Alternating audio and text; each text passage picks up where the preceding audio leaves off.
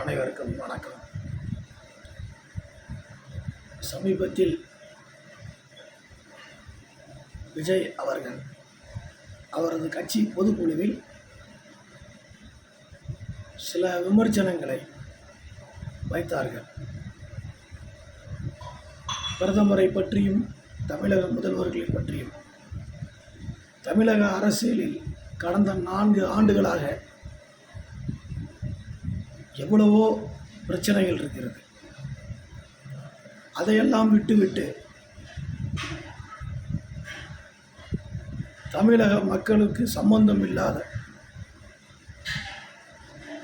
பிரச்சனைகளை முதல்வர் பெயரை சொல்லி அவர்களே, பிரதமர் பெயரை சொல்லி அவர்களே அப்படின்னு யாரோ எழுதி கொடுத்ததை அவர் பேசினார். அவரது கவனத்திற்கு தமிழகத்தில் 4 ஆண்டுகளாக சட்டம் ஒழுங்கு கெட்டு குட்டிச்சவராக இருக்கிறது. 5 வயது குழந்தைகளிலிருந்து 80 வயது முதியவர்கள், பெண்கள் வரை வெளியில் தைரியமாக சென்று வீடு திரும்புவார்களா என்று கேட்டால் சந்தேகம். அந்த அளவுக்கு போதை கலாச்சாரம் இளைஞர்கள் மத்தியில் தலை தூக்கி இருக்கிறது. அதை பற்றி அவர் பேசவில்லை. சட்டம் ஒழுங்கு, போலீஸு என்கிற காவல்துறை செயல்பாட்டில் இருக்கிறதா என்று கேட்டால் அதற்கு பதில் இல்லை. அதைப்போல் தென் மாவட்டங்களில் இருக்கின்ற மலைகளை குடைந்து கல், மண், கனிம வளங்கள் அனைத்தும் கேரளாவுக்கு திருட்டுத்தனமாக கடத்தப்படுகிறது. அதை பற்றி பேசவில்லை. இங்கிருந்து நல்ல நம் தமிழகத்தின் கனிம வளங்களை கொள்ளையடித்து கேரளாவுக்கு அனுப்புகிறார்கள் இங்கு இருக்கும் அரசியல்வாதிகள். ஆளுங்கட்சியும், இப்பொழுது ஆளுகின்ற கட்சியும், முன்பு ஆண்ட கட்சியும்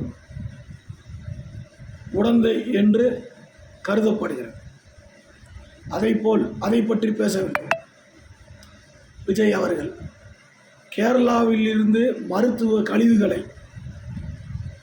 தமிழக எல்லையில் கொட்டி செல்கிறார்கள். தமிழகத்தை குப்பை கிடங்காக மாற்றுகிறார்கள்.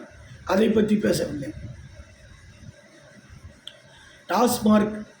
டாஸ்மாக் கிட்டத்தட்ட வெளியில் தெரிந்து 1000 கோடி, தெரியாமல் லட்சம் கோடி அளவுக்கு போலி சாராயங்கள், அதாவது பிராந்தி கலர் சாராயங்கள் விற்கப்படுகிறது.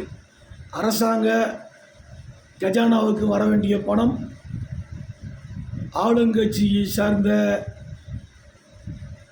அவர்களின் வீடுகளுக்கு, அவர்களுடைய கஜானாவுக்கு செல்கிறது. அதை பற்றி பேசவில்லை. இன்னும் சொல்லப்போனால்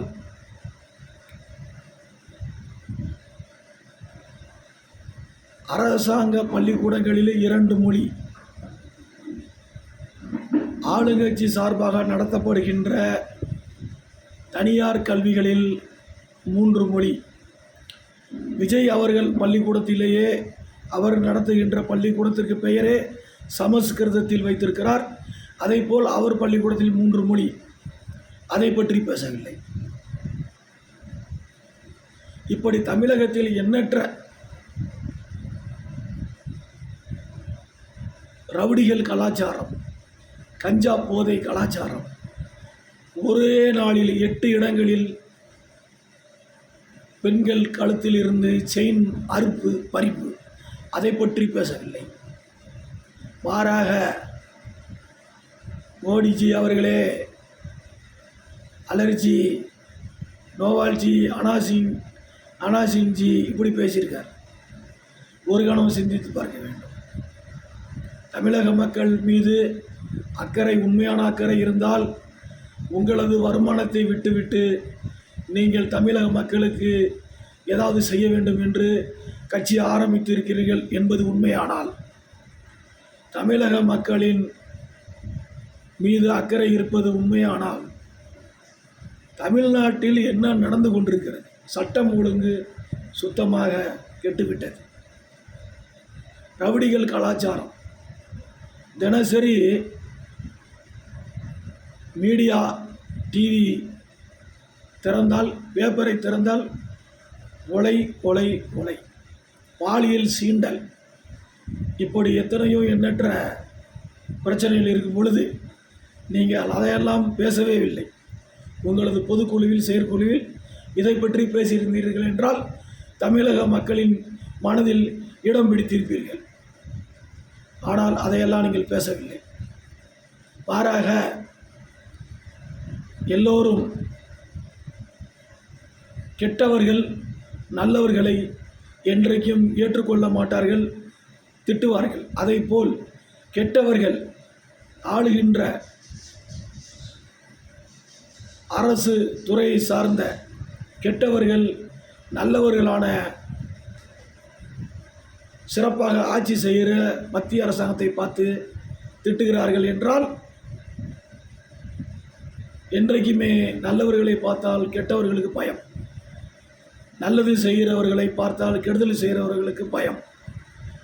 அந்த வரிசையில் நீங்களும் சேர்ந்து விடுவீர்களோ என்று ஒரு அச்சம் ஏற்படுகிறது. மக்களுக்கு நல்லது செய்ய வேண்டும் என்று நீங்கள் நினைத்திருந்து கட்சி ஆரம்பித்தீர்கள் என்றால் ஆளுங்கட்சி செய்கிற தவறுகளை நீங்கள் சுட்டி காட்ட வேண்டும். அதை விடுத்து ஏதோ அவர்களுடைய பி டீம் மாதிரி நீங்கள் செயல்படுகிறீர்களோ என்ற சந்தேகம் மக்களின் மனதில் இடம்பெறுகிறது. இது தவிர கடந்த 2-3 நாட்களாக தமிழக பாரதிய ஜனதா கட்சியின் தலைவர் மதிப்பிற்குரிய அண்ணாமலை IPS அவர்களை மாற்றப் போகிறார்கள் என்று ஒரு செய்தி அடிபடுகிறது. இதை நினைத்து சில பேர் வருந்துகிறார்கள், பல பேர் வருந்துகிறார்கள், சில பேர் சந்தோஷப்படுகிறார்கள். அவர்கள் சந்தோஷமெல்லாம் வருகின்ற 10ஆம் தேதி வரை தான் நீடிக்கும். அதற்கப்புறம் அவர்களுடைய இவரை மாற்றப் போகிறார்கள் என்று சந்தோஷப்படுகிற அவர்களுடைய நினைப்பில் மண்ணெல்லி போட்ட மாதிரி ஒரு சம்பவம் நடைபெறப் போகிறது என்பது உண்மை. மீண்டும் தலைவர் அண்ணாமலை அவர்கள் தமிழகத்தில் தலைவராக பதவி ஏற்பார், பொறுப்பு ஏற்பார். மீண்டும் தன்னுடைய பாணியில் சுறுசுறுப்பாக செயல்படுவார் என்பது உண்மை. நன்றி, வணக்கம்.